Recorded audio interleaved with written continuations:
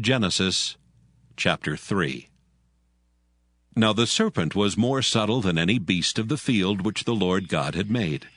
And he said unto the woman, Yea, hath God said, Ye shall not eat of every tree of the garden?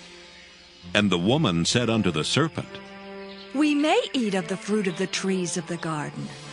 But of the fruit of the tree which is in the midst of the garden, God hath said, Ye shall not eat of it, neither shall ye touch it, lest ye die. And the serpent said unto the woman, Ye shall not surely die. For God doth know that in the day ye eat thereof, then your eyes shall be opened, and ye shall be as gods, knowing good and evil. And when the woman saw that the tree was good for food, and that it was pleasant to the eyes, and a tree to be desired to make one wise, she took of the fruit thereof, and did eat, and gave also unto her husband with her, and he did eat. And the eyes of them both were opened, and they knew that they were naked.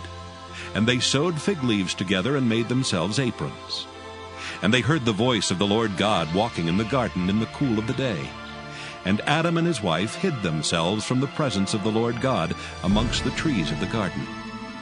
And the Lord God called unto Adam, and said unto him, Where art thou? And he said, I heard thy voice in the garden, and I was afraid because I was naked, and I hid myself. And he said, Who told thee that thou wast naked? Hast thou eaten of the tree whereof I commanded thee that thou shouldest not eat? And the man said, The woman whom thou gavest to be with me, she gave me of the tree, and I did eat. And the Lord God said unto the woman, What is this that thou hast done? And the woman said, The serpent beguiled me, and I did eat.